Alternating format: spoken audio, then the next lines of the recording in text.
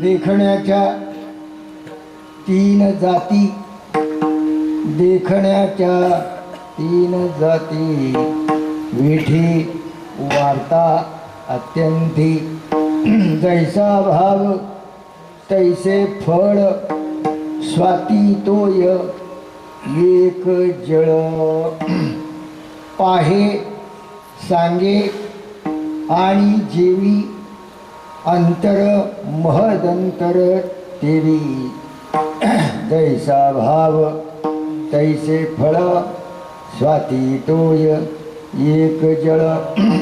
तुका म्हणे हिरा, तुका म्हणे हिरा, पारखिया मुढा गारा, जैसे भाव तैसे फळ, स्वाती तोय एक जळ. विठ्ठल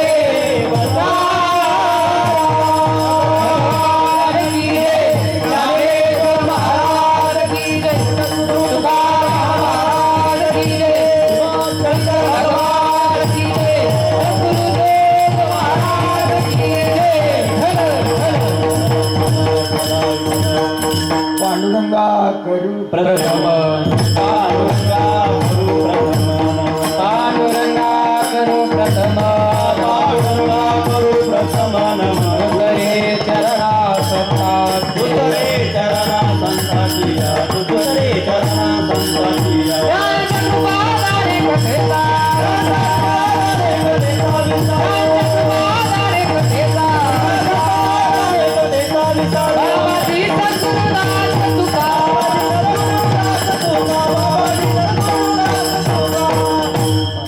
करू प्रथम नमन दुसरी चरण संतांच्या, त्यांच्या कृपादाने कथेचा विस्तारू, बाबाजी सद्गुरु दास तुका. श्रीकर्ता घेतलेला भंग संत श्रेष्ठ जगद्गुरु तुकाराम महाराज यांचा 4 चरणाचा देव पाहणारा ते वर्णन करणारा अभंग आहे. विठ्ठल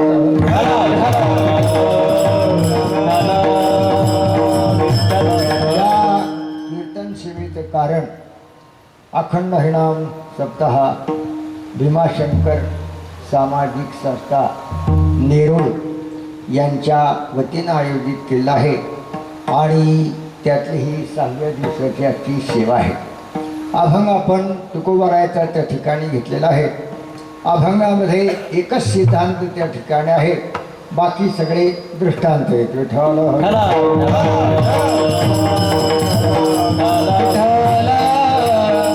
तुकोबारायांनी या अभंगामध्ये देखण्याच्या 3 जाती, पाहणारे 3 प्रकारचे. कोण आहेत 3 प्रकारचे? एक वेठी, दुसरा वार्ता आणि तिसरी अत्यंती. हे 3 जण त्या ठिकाणी पाहणारे. अभंगातला पहिला शब्द आहे देखना. मराठीमध्ये देखना शब्दाचे 2 अर्थ आहेत. विठ्ठल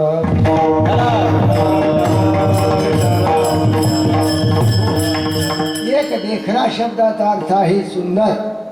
मुलगा कसा आहे? देखना. देखना म्हणजे सुंदर आहे, हा एक अर्थ आहे. आणि देखना शब्दाचा दुसरा अर्थ आहे पाहणारा. पाहणारा. तुम्ही म्हणाल पाहणाऱ्याला काय एवढी महत्व आहे? बाब, हा पाहणारा तुम्ही जो आणलाय, हा पाहणारा काय? त्या पाहणाऱ्याला संस्कृत भाषेमध्ये दृष्टा म्हणतात. जे पाहतो त्याला दर्शन म्हणतात. विठ्ठल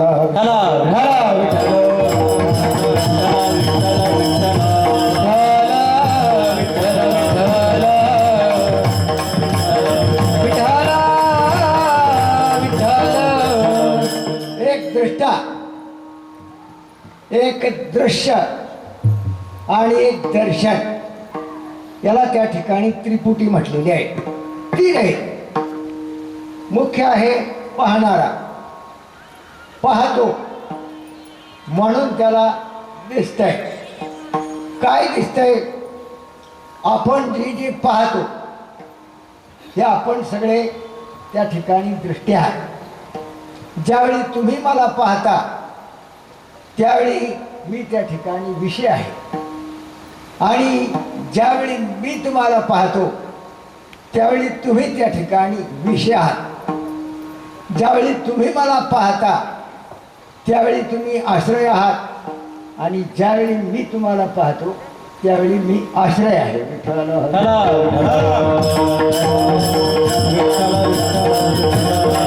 थोडं अवघड आहे, गाथाच अवघड आहे, त्याला आमचं काय इलाज आहे. गाथ्यातले शब्द तसे त्या ठिकाणचे आहेत.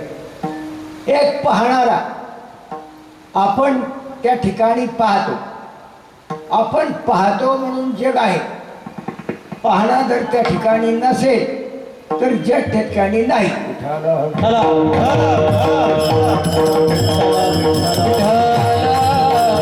कहे कबीरा सुन मेरी गुनिया आप मुए पीछे डूब गई दुनिया.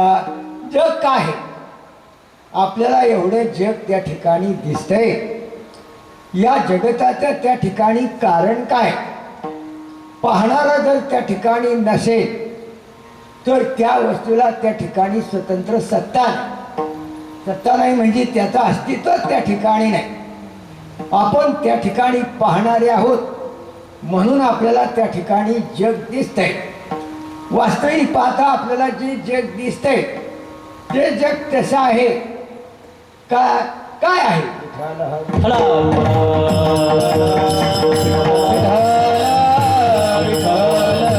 आपण ते पाहतो, आपल्याला जे दिसतंय ते वेगळं आहे आणि असलेली वस्तू त्या ठिकाणी वेगळी आहे. जसं आपल्याला मंद अंधकारामध्ये दोरीवर सर्पाचा भास होतो, दोरीवर सर्प आपल्याला भासतो. वास्तविक पाहत त्या ठिकाणी दोर अजिबात नसतो, सर्प अजिबात नसतोच. पण नसलेला सर्प आपल्या त्या दोरीवर त्या ठिकाणी भासमान होतो. कसा होतो? वास्तविक तिथे सर्प नाही, पण सर्प आपल्याला का दिसला किंवा आपल्याला हे जग त्या ठिकाणी का दिसतं? जग हे जग आहे का आणखी काही वस्तू आहे?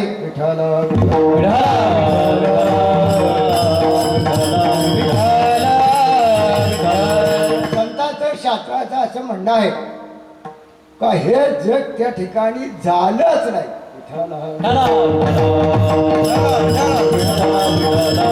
अहम स्वम ब्रह्मा कळले, अहम स्वम ब्रह्मा कळले, मला प्रपंच आहे परब्रह्म, मला प्रपंच आहे परब्रह्म, मला प्रपंच आहे परब्रह्म, मला प्रपंच आहे परब्रह्म. अहम स्वम ब्रह्मा कळले, अहम स्वम ब्रह्मा कळले.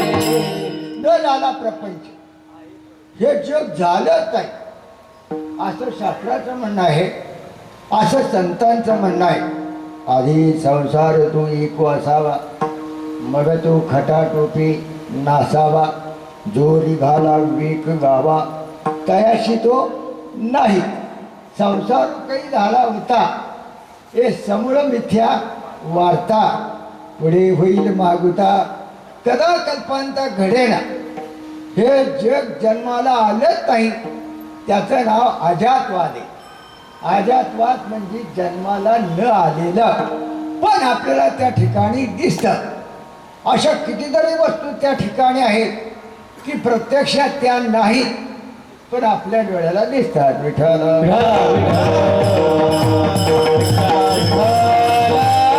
असं काय मार वस्तू नाही पण आपल्या डोळ्याला दिसते असं काय आहे? असं मृगजळे मार, ज्याला संस्कृत भाषेमध्ये मृगतृष्णिका असं त्या ठिकाणी म्हटलेलं आहे. सूर्याच्या उन्हामध्ये भर दुपारी भर जमिनीवर पाण्याच्या झळ्या त्या ठिकाणी दिसतात, त्याला मृगजळ म्हणतात. त्याला पाहून त्या ठिकाणी हरिण त्या ठिकाणी फसतं. खोटियाचे पिसे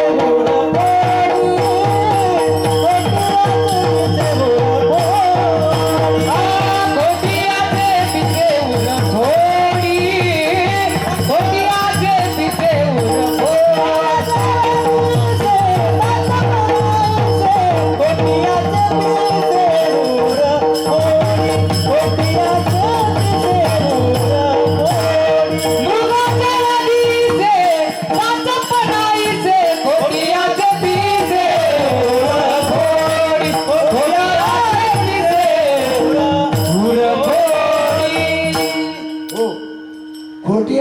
दिसे पुराफोरी मृगजळ दिसे साचा ऐसे सात सत्य असं पाणी त्या ठिकाणी दिसतंय.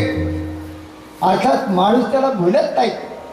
माणसाला ते माहीत आहे का हे नुसतं दिसायला पाणी आहे पण असायला पाणी नाही. पण हरित त्याला इतकं भुलतं महाराज की त्याला पाहिल्यानंतर आमचे गुरुजी असं म्हणायचे का त्या हरणाला नुसतं पाणी दिसतं असं नाही. त्या ठिकाणी त्याला गवत पण दिसतं, त्या ठिकाणी त्याला झाडं पण दिसतात, त्या पाण्यात त्याला मासे पण दिसतात. अनेक प्रकारचे भ्रम त्या हरणाला त्या ठिकाणी होतात. वास्तविक पाहता मृगजळ नावाची वस्तू त्या ठिकाणी अजिबात नाही.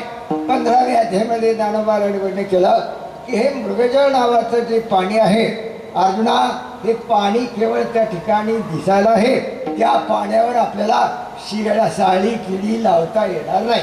साळीला पाणी जास्त लागते जिरायतात आणि बागायतामध्ये केळीला पाणी जास्त लागतं. पण त्याच्यावर आपल्याला हे धान्य पिकवता येणार नाही.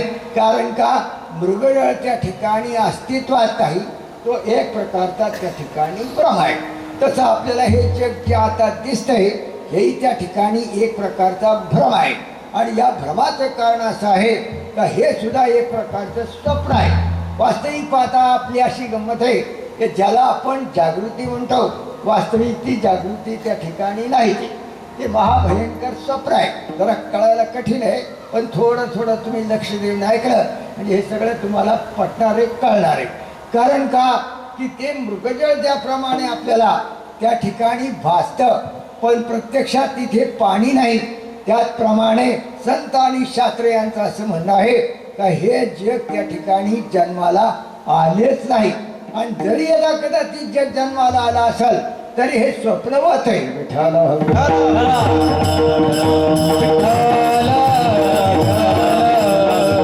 स्वप्नामध्ये याच्यात काय फरक आहे?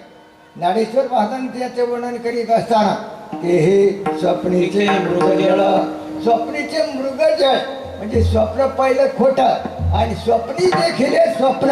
स्वप्नामध्ये पाहिलेलं स्वप्न पहिली अवस्था जी आहे त्या अवस्थेचं नाव आहे अज्ञान अवस्था किंवा त्या ठिकाणी त्याला अंधार म्हणतात, रात्र म्हणतात. दुसरी जी अवस्था आहे तिचं नाव त्या ठिकाणी स्वप्न आहे आणि त्याच्या आतली जी अवस्था आहे त्याचं नाव त्या ठिकाणी जागृती आहे. आपल्याला जरी त्या ठिकाणी वाटत असलं आपण प्रत्यक्ष त्या ठिकाणी जागे आहोत पण प्रत्यक्षात आपण त्या ठिकाणी जागे नाही. काय जागाची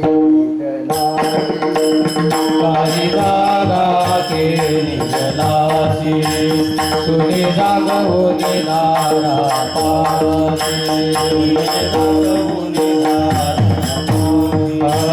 तुझ्या हितासाठी करी वतवते, तुझ्या हितासाठी करी वतवते. भेटी न घेते वासुदेवाशी वासुदेव करीतो फेरा, वासुदेव करीतो फेरा. भेटी न घेते वासुदेवाशी वासुदेव करीतो फेरा, वासुदेव करीतो फेरा. काय जागाची निजलाशी. माणूस आपल्याला त्या ठिकाणी जागा दिसतो पण वास्तविक पाहता माणूस त्या ठिकाणी जागा नाही. आपण जे आता पाहत आहोत ते सुद्धा एक प्रकारचं स्वप्न आहे. फक्त या स्वप्नाचं वर्णन करीत असताना याला दीर्घ स्वप्न असं त्या ठिकाणी म्हटलेलं आहे. आपल्याला ज्यावेळी स्वप्न पडतं त्यावेळी मला तुम्ही सांगा की स्वप्नापूर्वी आपल्याला त्याची काही कल्पना असती का? काही कल्पना नसती. आणि एकदा ते स्वप्न त्या ठिकाणी समाप्त झालं मग पाठीमागं काही उरतं का? पाठीमागं काही उरत नाही.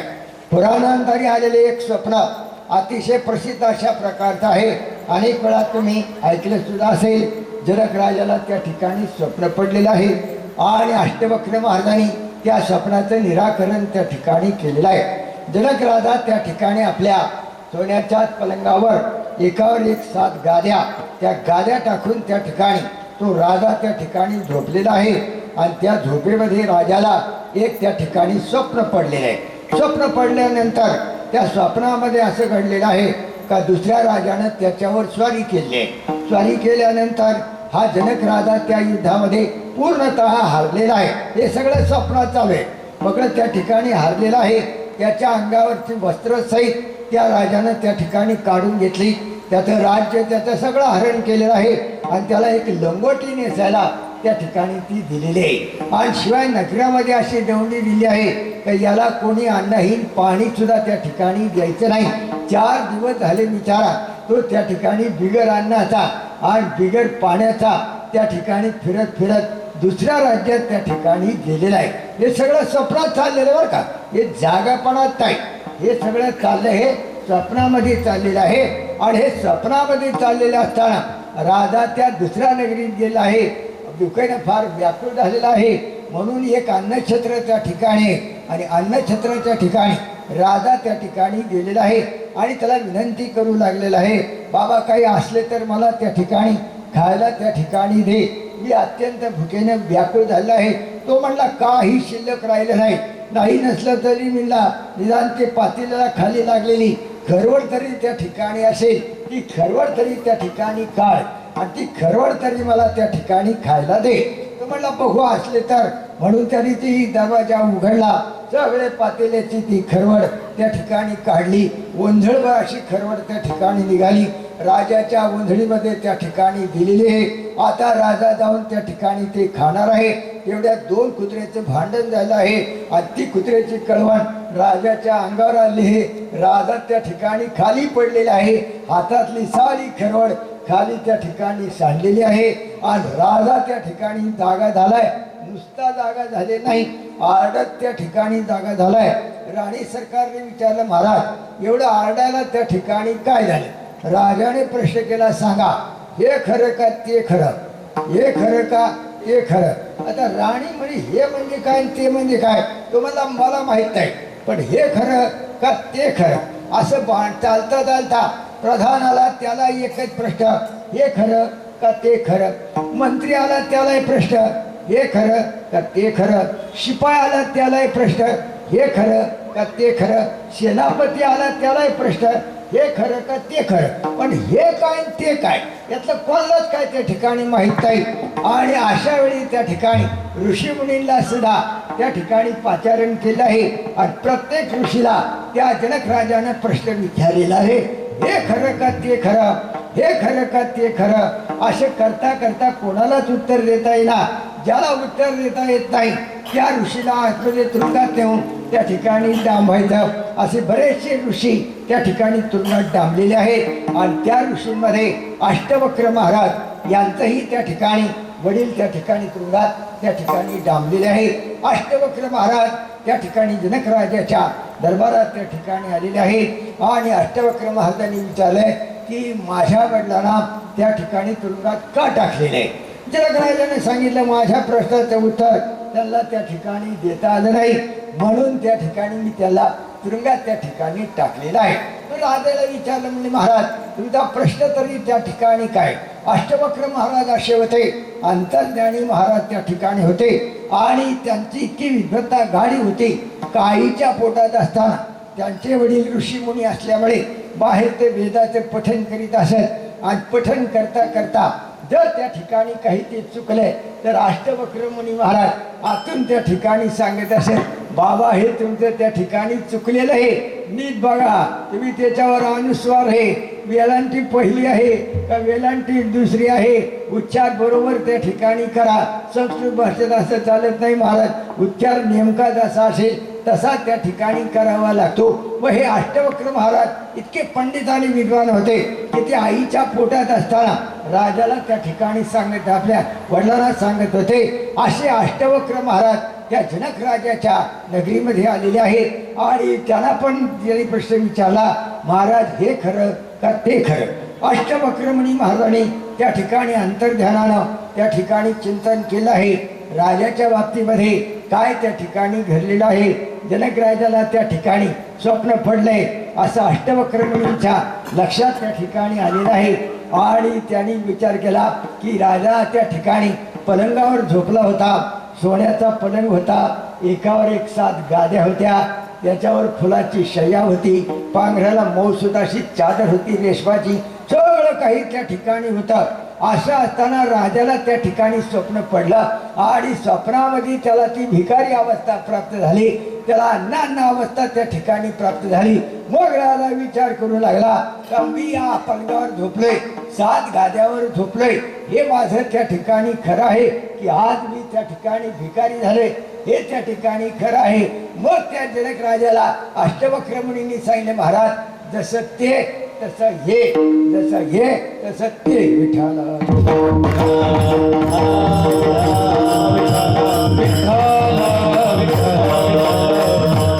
काय कळलं नाही. राजाचं समाधान झालं. राजाने म्हणले बरोबर आहे, माझ्या प्रश्नाचे उत्तर त्या ठिकाणी मिळालं. प्रश्न काय होता, हे खरं का ते खरं. आज आपण या ठिकाणी हा संसार पाहतो, घरदार त्या ठिकाणी पाहतो, एवढा प्रपंच त्या ठिकाणी पाहतो आणि हा प्रपंच सत्य नसताना या प्रपंचाकरता रात्रंदिवस आपण जीव काढतो. विठ्ठल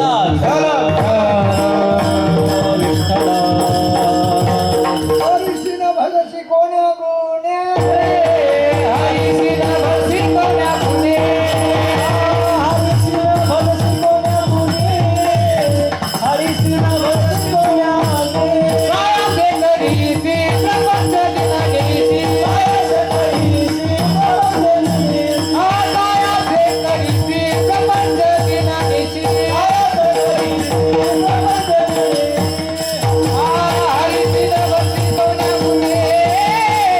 हरिसिन भजसी कोण्या गुणे, हरिसिन भजसी कोण्या गुणे, हरिसिन भजसी कोण्या गुणे, हरिसिन भजसी कोण्या गुणे. प्रपंच जे जग आपण त्या ठिकाणी पाहतो, आमचं शास्त्र सिद्धांत असा आहे की अजातवा म्हणजे हे जग जन्माला आलं नाही. मग आलं नाही, मग एवढ्या डोळ्याने आम्हाला दिसतंय, याचं काहीतरी तुम्ही उत्तर द्याल का नाही का, याला काही समाधान कराल का नाही. त्याने सांगितलं याचं समाधान असं आहे का हा जो पाहणारा आहे, या पाहणाऱ्याच्या योगानं या जगताला त्या ठिकाणी सत्ता आहे. सत्ता म्हणजे अस्तित्व आहे. पाहणार जर त्या ठिकाणी नसेल तर अस्तित्व त्या ठिकाणी अजिबात नाही. हा शास्त्र सिद्धांत आहे. पण हा शास्त्र सिद्धांत सर्वसामान्य माणसाला कळणं त्या ठिकाणी अवघड आहे. मग तेवढ्याकरता त्याच्याकरता एक दृष्टांत त्या ठिकाणी दिलेला आहे. आमच्या संतांनं दृष्टांत दिलाय. काय दृष्टांत दिलाय, रज्जू सर्प